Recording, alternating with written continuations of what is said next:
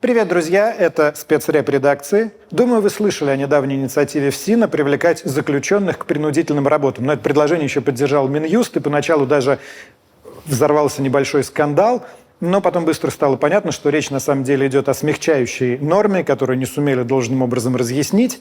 Но само возникшее в обществе обсуждение тут же, конечно, воскресило у многих в памяти времена ГУЛАГа, когда принудительный труд и массовые принудительные переселения были повсеместной практикой.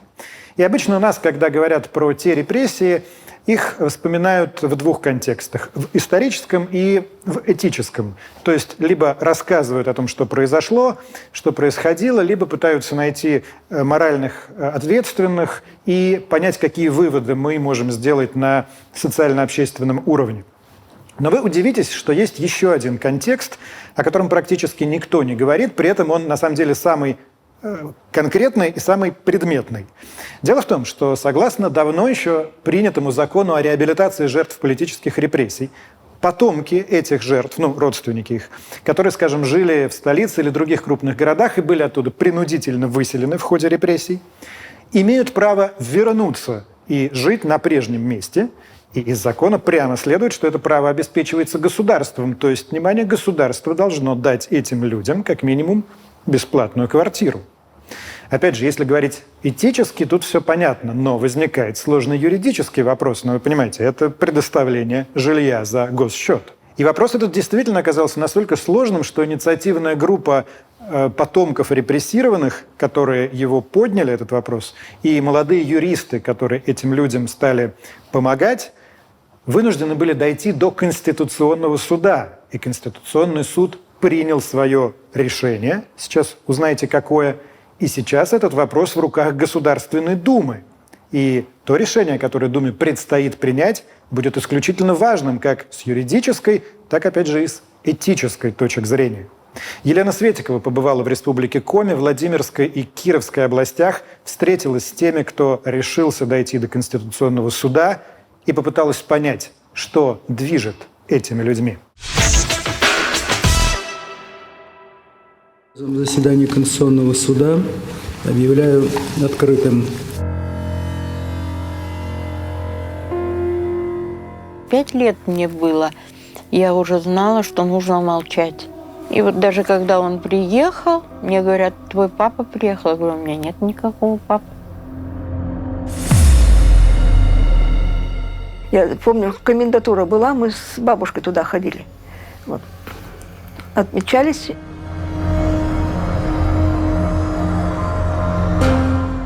Сколько лет вы находитесь в ссылке?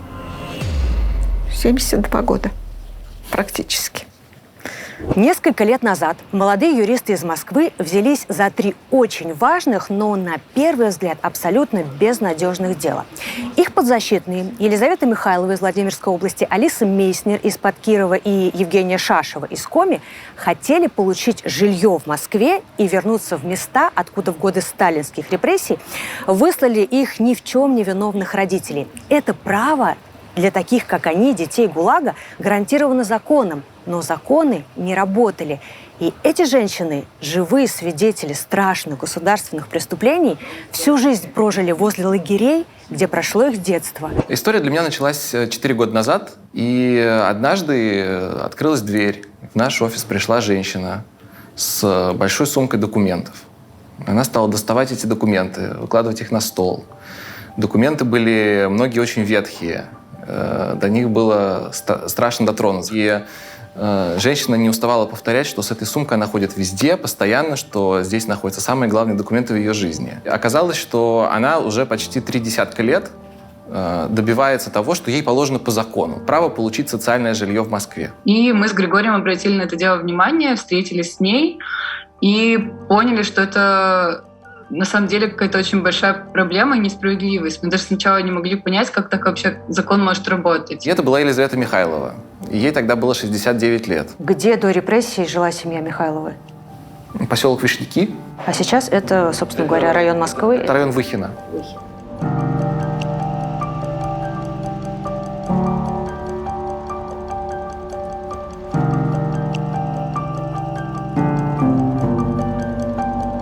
Кем работал ваш отец до репрессий? Кем он был? Как его звали? Его звали это Михайлов Семен Васильевич. И где-то в 1935 году его выбрали вот на эту должность, на которую он попал, от которой впоследствии он и пострадал. Он был назначен постоянным посольско-торговым представителем от Москвы в Азербайджане. Он выехал на работу, это было в 1937 году. Он должен был приехать к Новому году, а он не приехал. Отца осудили на 8 лет. Особое совещание при НКВД за вредительство и участие в антисоветской организации правых. И то, и другое был фейк. То есть это было абсолютно фальшивое обвинение. Ну, никто не разбирался. Раз посадили, то посадили. Все, уже отбываешь срок, никаких там ни пересмотров. Это все решали тройки. И таким образом вот семья была разрушена. Вы заметили, как за последние несколько лет машины и алгоритмы потеснили людей на рынке труда? Почти в каждом супермаркете теперь есть кассы самообслуживания. Вместо туристических бюро – сервисы в интернете. Даже новости научился писать искусственный интеллект. А это значит, что скоро нейросети заменят большинство профессий. Востребованными останутся лишь те, кто умеет их разрабатывать и обучать. И чтобы вас точно взяли в будущее, нужно действовать прямо сейчас, а Skill Factory в этом поможет. Пройдя курс Data Science, вы научитесь создавать искусственный интеллект, обучать нейронные сети, анализировать данные и, самое главное, строить прогнозы, которые помогут бизнесу принимать решения. Вы станете специалистом, который сможет решать любые задачи, а также выберете одну из 3 специализаций, в которой будете особенно сильны. 80% обучения – это отработка полученных знаний на реальных кейсах. Вашими преподавателями станут практикующие специалисты из таких компаний, как Яндекс, Nvidia и Eora.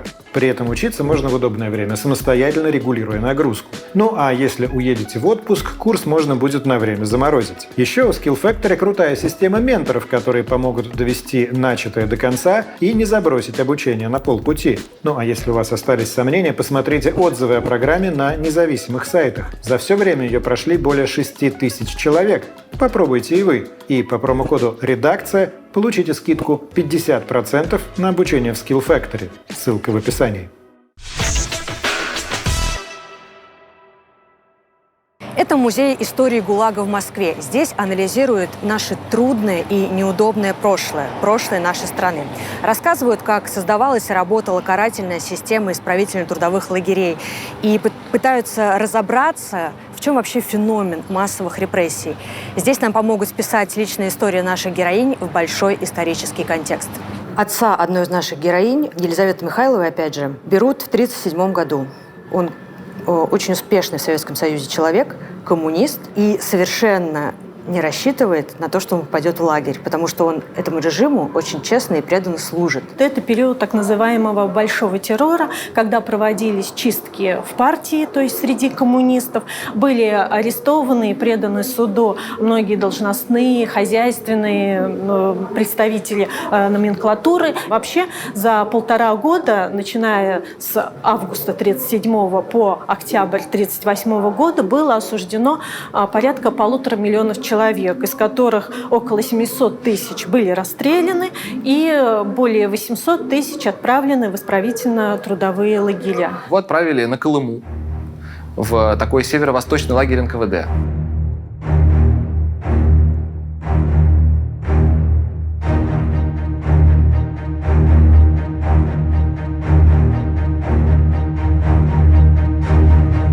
Это была палатка под Магаданом.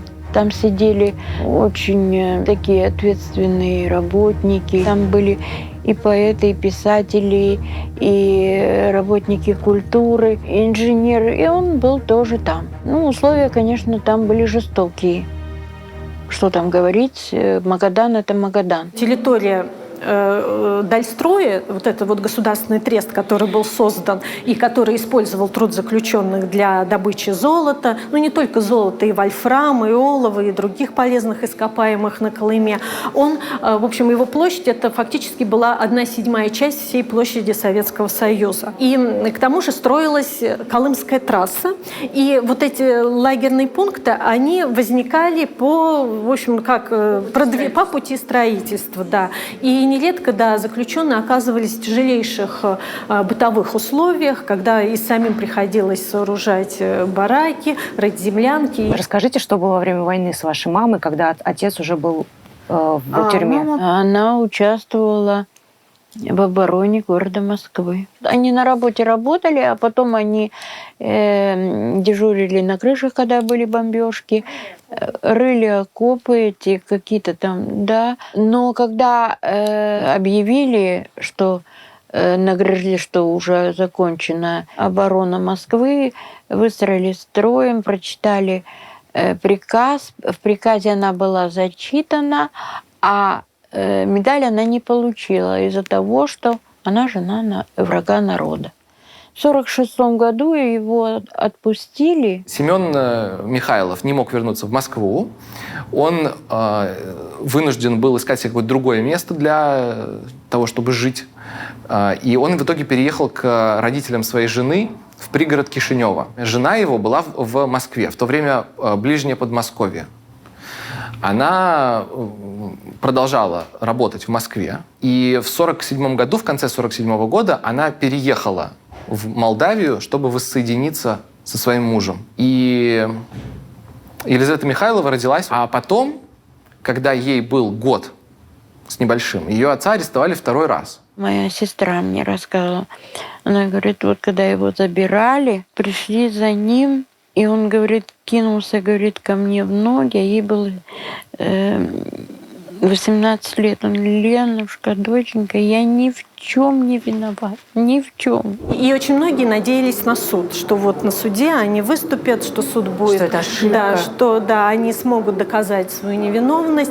Но дело в том, что вот этот страх быть арестованным, страх быть, имею в виду уже те, кто был в тот момент на свободе, страх быть также привлеченным к этой ответственности, он, в общем, не давал людям вот этой вот свободы выступления. Как он распространялся в народе? Поиск врага народа среди вот обычных людей, это началось еще в конце 20-х, начало 30-х годов с первых показательных процессов. Вот это шахтинское дело, процесс промпартии, когда населению, гражданам страны был показан враг. Вот он, конкретный враг. Когда мы с мамой остались, мы голодали, буханку хлеба через день. Вот так мы выживали.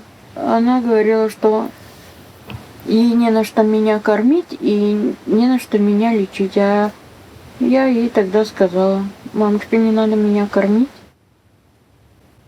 Я и сама есть не буду. И вот отказалась от еды, у меня лицо сошло. Я болела, не было, по-моему, живого дня, когда я не болела. Из всех наших 3 героинь Елизавета Михайлова сумела ближе всех подобраться к Москве, городу, где до репрессий жила ее семья. Но что это за место? Железнодорожный полустанок Золотковский, Владимирская область, 300 километров от Москвы.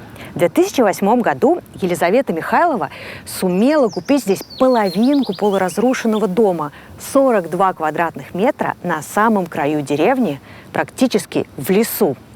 До ближайшей аптеки 6 километров, медицинских пунктов в округе нет.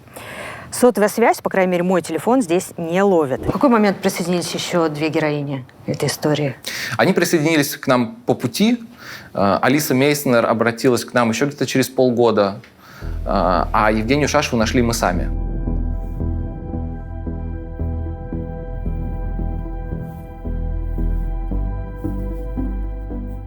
Мой отец, он родился в Швейцарии в 1911 году. Но в Швейцарию они попали по причине слабого здоровья дедушки. Ну, конечно, то, что у него все время было уроженец Швейцарии, это не очень ему помогало по жизни. Дедушка у нас работал в Центросоюзе и связан был как раз вот по роду службы с Японией. Отец у меня в 28 году закончил Московскую школу, поступил в МГУ, закончил биофак в МГУ. Но по специальности он работал очень мало. После окончания МГУ он был в Грозный отправлен. 2 года он работал в Грозном, потом вернулся и работал в главспирте. Ее отец был арестован вместе с ее дедом в 1937 году в Казицком переулке в Москве. Это буквально один шаг от Пушкинской площади. Они жили там, да, и их обвинили в том, что они японские шпионы. Это тоже было полностью вымышленное обвинение. Как произошел арест? Он что-то рассказывал про это? Да. Но отец очень мало рассказывал. Вот, понимаете, у него не было желания рассказывать.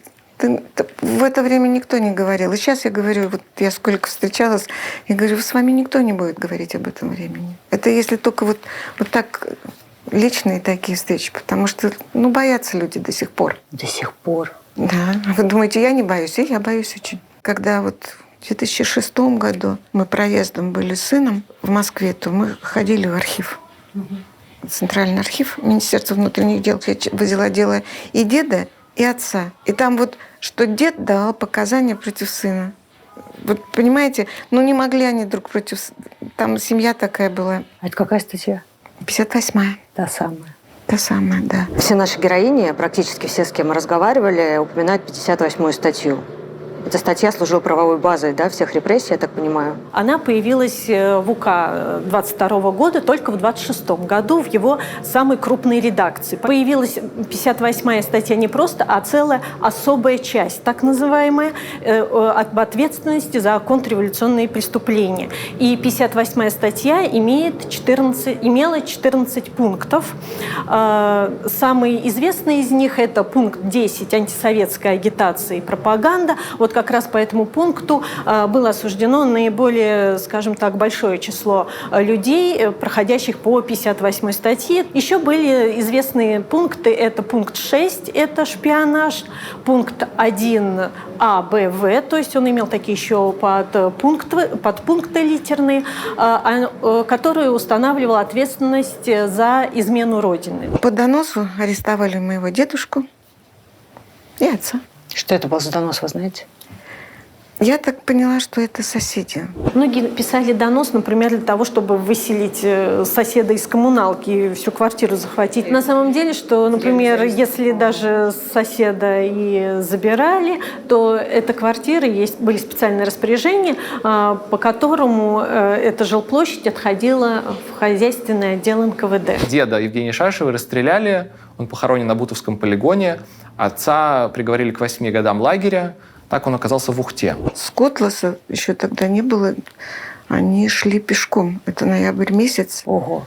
Да. И вот уже потом отец рассказывал, что был у них охранник, татарин, молодой парень. И он нес на себе заключенного, который обессилел, и он на себе нес его. Так что среди охранников тоже были люди. Когда они дошли, что перед ними открылось? Это было пустое место или там уже было что-то построено? Нет, это... там лагерь был уже. Опорный пункт он был.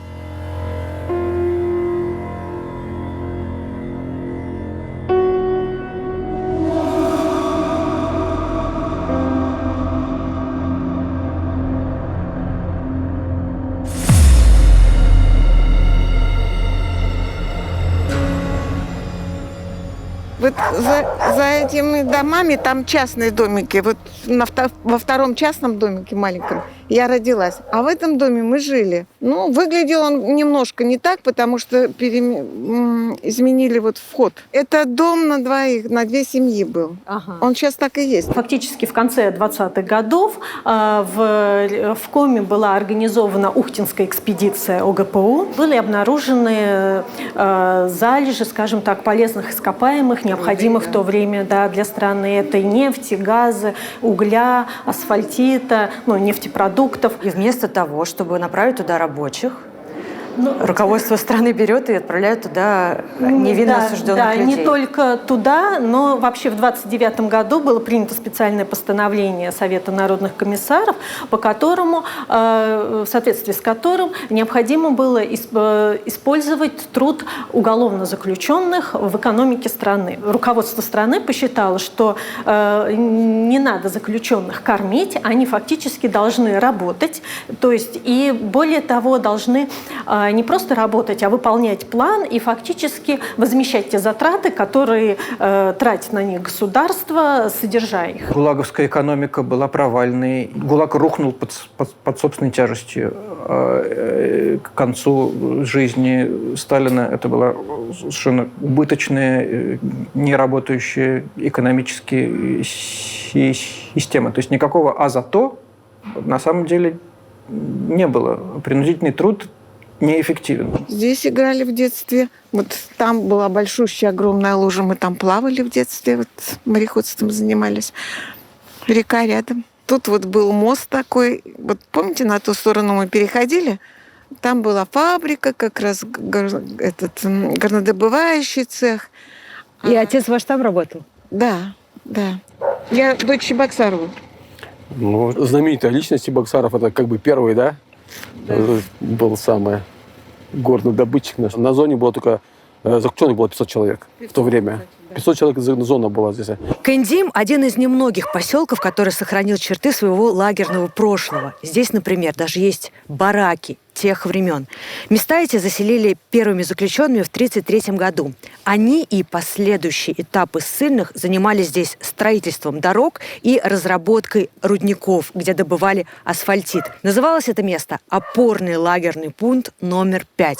Здесь и сегодня нет, наверное, ни одного дома, где бы не знали, что такое репрессии. Они прошли здесь через каждую семью. У меня сам отец был репрессированный в 1957 году. Это самое. Приезжает сюда и работает здесь. Мастером строит участок, который вот как раз дома и строил. Деда сюда прислали. А дед кто был у вас? Нейфельд. Не помню. Прислали сюда как в ссылку уже после войны. И все, так и остались. Работа все была вручную. Сначала вытаскивали руками, потом начали вытаскивать вагонетками. А и зимой руками? Как? Да, руками вытаскивали. И все. И поэтому много людей погибало, умирало. Труд был очень тяжелый. 2 недели не выдерживал на строительстве даже физически здоровый, крепкий мужчина. Истощение и плохое питание, и из инструментов только топор и то, что они могли им сделать, там тачка для породы, все. И хоронили их, если умирали, по обочинам дороги. С левой стороны, Легкема, вот если туда смотреть, там захоронение идет довольно далеко вдоль берега реки. Сейчас уже не видно. Когда мы смотрели, уже все заросло. Но это кладбище.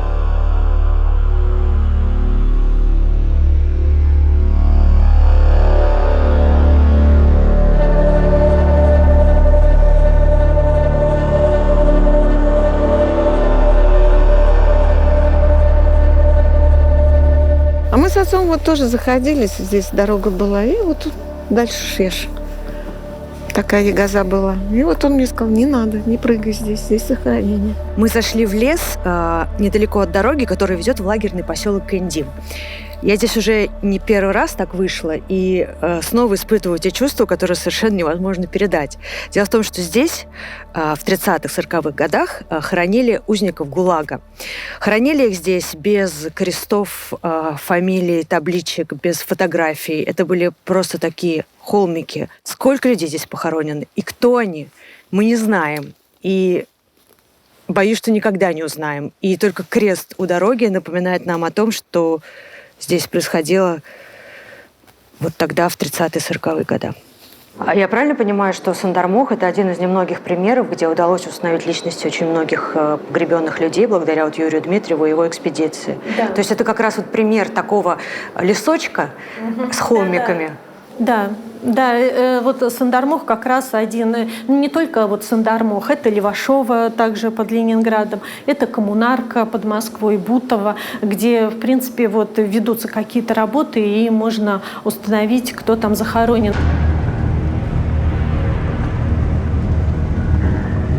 От Кирова до поселка Рудничный, где живет Алиса Месснер, где-то 250 километров. И в районе населенного пункта Кирс Нормальная дорога заканчивается, и где-то 40 километров нам ползти по бездорожью.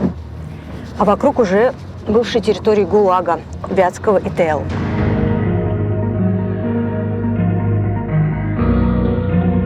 Слушайте, какое страшное место. Я, конечно, прошу прощения, вы здесь живете, но у вас просто получается прямо напротив дом с черными страшными глазницами. В каждом подъезде есть квартиры, в которых не живут люди. Так что у нас жильцов мало. Большинство уезжает. Кто куда может. Какой этаж у вас? Второй. Ага. Дед Алисы Мейснер был дальним родственником Владимира Феррейна. А Владимир Феррейн – это известный фармацевт, парфюмер, который владел аптекой номер 1 на Никольской улице. Его аптека была национализирована в 1918 году, и он там работал кладовщиком после этого в своей собственной аптеке. Представляете, на Никольской. Здание до сих пор стоит. Дед Алисы Мейснер работал у Владимира Феррейна, в этой аптеке. В 1941 году были в соответствии с указом Президиума Верховного Совета все лица немецкой национальности подлежали депортации. Вне зависимости от того, когда они приехали в Россию, хоть в 19 веке. Да, все, кто были немцами по паспорту, скажем так, проживал не только в автономной республике немцев по Волжье, но в Москве, в Ленинграде, или в этот момент находился в Красной армии или в флоте и сражался с немецко-фашистскими захватчиками, предполагалось выселить из мест проживания около 1 миллиона человек. 3 дня им дали на выселение. В 1941 году, в сентябре месяце, и 3 дня им они собрались и погрузили в вагоны и увезли в Казахстан. 5-комнатная квартира была у них. 5-комнатная квартира на улице Чеплыгина сейчас. Это был Машков переулок. Вот. И собрались, поехали, что теперь делать. Дедушка ее умер в Казахстане уже на следующий год, а мать Алисы Мейснер, Анну Мейснер, мобилизовали вскоре на лесозаготовки. То есть она фактически была каторжницей. В Кировскую область, на Вятку, ее отправили валить лес. Там она познакомилась с отцом Алисы Мейснер, который был кузнецом. Вот так у них родилась дочь. Было очень страшное гонение немцев, бабушка рассказывала. И она не разрешила меня немецкому языку учить. Вот. И поэтому немецкая речь звучала, как-то вот, чтобы не все видели это все. Вот, видимо, стеснялись еще. Вообще, это среди местных жителей территорий, куда выселяли депортированных, всегда проводилась такая пропагандистская агитационная работа, что к вам везут фактически врагов. И местное население тоже уже было настроено соответственно. Да, настроено. Первое время было очень тяжело, и действительно была вот откровенная травля и детей в школах, и взрослых. Трудно было найти работу, трудно было выживать. Как мама рассказывала, посылки раньше были, сейчас вот пластиковые эти, да, мешочки-то, да, а раньше ведь в матерчатых это, вот, из Москвы нам мамина сестра и мамина подруга присылали посылки, вот, и вот из этого мне шили пеленки. Вот это все. Придешь из школы и идешь за хлебом. Потому что родители, они на работе. Так все.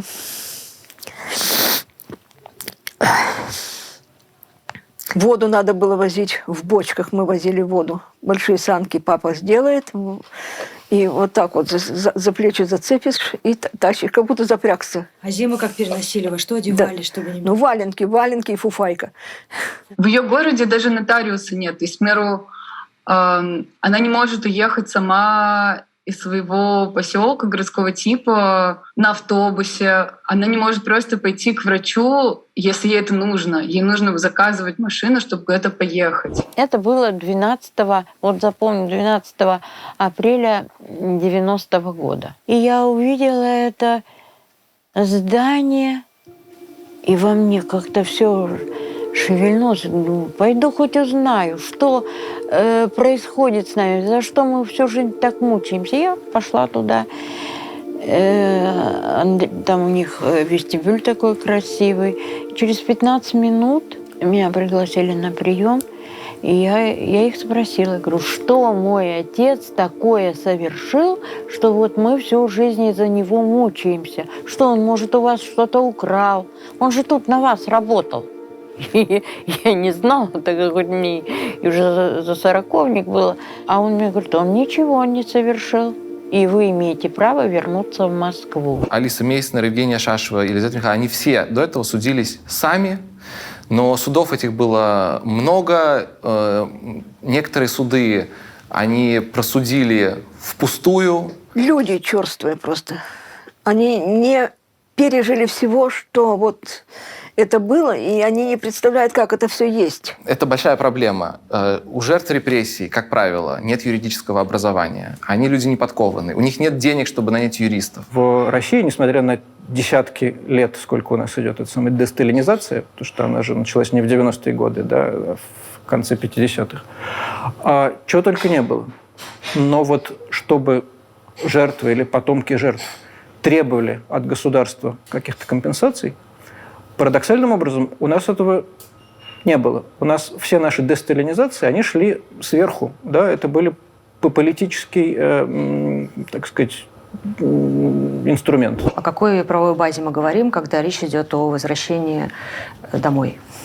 Мы говорим о федеральном законе о реабилитации жертв политических репрессий. Он был принят в 1991 году. У него есть такая статья 13. Там говорится, что жертвы репрессий, которые утратили жилье в советские годы из-за репрессий, имеют право вернуться туда, где они жили на момент репрессий. И закон этот не работал практически никогда. Закон поменяли в 2004 году. Отдали вот этот вопрос жилищного обеспечения жертв репрессий на откуп региональным властям.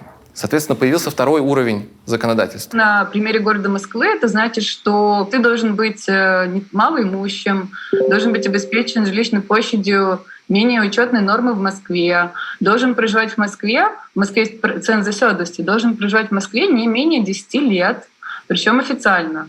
Если говорить о реабилитированных, как они могут проживать в Москве, если они хотят реализовать право вернуться домой? Вот это вот противоречие в двух законах и стало причиной обращения в Конституционный суд, верно? Да. Заседание Конституционного суда объявляю открытым.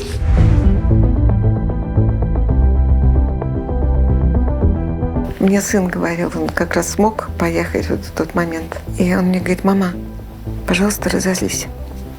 Разозлись, иначе ты ничего не скажешь. Я всю жизнь свою прожила на севере, где отбывал наказание мой отец. В том же, практически детство провела в том же бараке, в том же поселении ГУЛАГа, где мой отец отбывал наказание. С той лишь разницей, что не было колючей проволоки и вышек по углам. Иное регулирование, на наш взгляд, порядка могло бы привести к ущемлению к тех, кто стоит в очереди. Потому что у Москвы есть вариант либо создавать отдельную очередь, либо поставить вот сейчас этих лиц впереди тех, кто уже стоит в очереди. С каким чувством туда приходили? Обиды, чувство обиды, что уже столько лет прошло, и бьемся вроде, и... Как прошло ваше выступление? Никак, я разревелась. Закон тогда был для всех одинаков. А сейчас почему-то как-то не получается. Извините. Извините.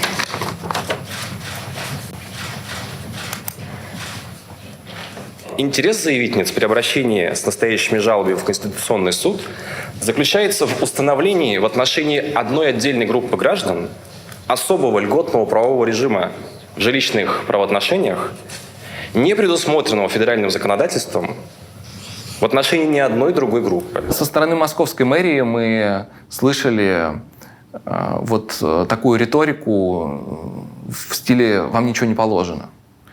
И это был, на самом деле, достаточно драматичный процесс, потому что, например, полпред правительства в Конституционном суде Михаил Борщевский, он не стал публично стыдить московские власти с трибуны.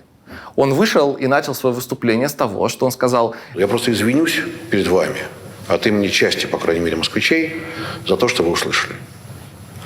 Власть, государственная власть, сломала жизнь. Понимаете? Одну жизнь, единственную.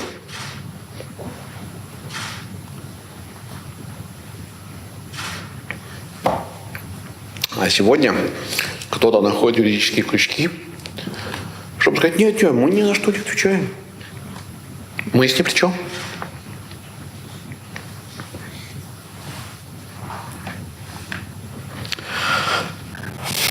Мы с вами, вы, мои коллеги, я, мы власть сегодняшняя. И если мы не отвечаем за действия власти предшествующей, то подумайте о том, что будет с нашими потомками. Конституционный суд поступил, принял постановление, что да, мы правы. Конституционный суд признал оба закона неконституционными. Он предписал законодателю незамедлительно исправить закон. Ну и это понятно, потому что здесь речь идет о пожилых людях, которые просто не доживут, если это все будет очень не спеша. Разработку нового законопроекта правительство поручило Министерству строительства. В итоге в 13-й статье закона о реабилитации жертв политических репрессий появилась одна очень важная оговорка. Исчезли абсолютно абсурдные требования, которые раньше действовали. Но этот документ не решает проблемы срочного получения жилья. В таком виде законопроект поступил на чтение в Государственную Думу в прошлом году.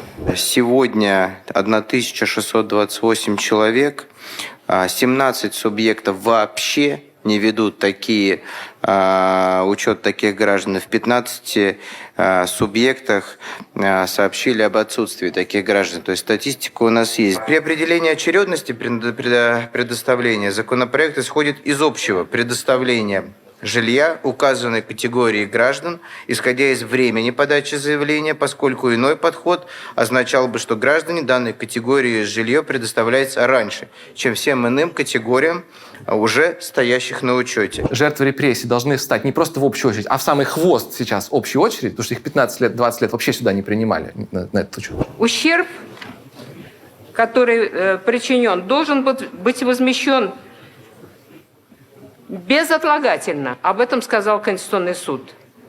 А нам предлагается проектом правительственным поставить всех, теперь без условий, но в общую очередь. И стойте те, кому 70 плюс хорошо, 25-30 лет. Вы знаете, сколько у нас идет общая очередь, да? В таком случае «Справедливая Россия» предложила альтернативу – выплачивать жертвам политических репрессий денежные компенсации. Но это предложение в Думе быстро завернули, а в самом обосновании, финансовом обосновании нового закона говорится о том, что никаких дополнительных средств из федерального бюджета не потребуется. Этот законопроект прошел первое чтение. Он прошел первое чтение только голосами фракции «Единая Россия». 3 другие фракции, которые у нас в Думе сидят, «Справедливая Россия», ЛДПР и коммунисты, голосовали против этого законопроекта. Сейчас этот законопроект находится между первым и вторым чтением. Конечно же, это хорошая новость, потому что пока нет этого плохого закона, есть надежда. Но время идет, прошло уже почти 2 года, и пока что мы, по крайней мере, не видели политической воли серьезно заняться вопросом проработки этого законопроекта. «Единая Россия» почему-то проголосовала не за нас. Почему, вот я даже не знаю. А мы вот ходим на выборы за «Единую Россию», голосуем. Ну и за Путина, естественно. За кого же еще? Поставили в очередь 58 тысяч чем-то там. Я даже, честно говоря, не проверяю эту очередь, потому что я знаю, что мне все равно не дожить до конца. Очередь у меня 48 тысяч, по-моему, что такое. Ну, это очередное издевательство просто. Эти замечательные женщины, да, они не сами, так сказать, вот это все проделывают, проходят.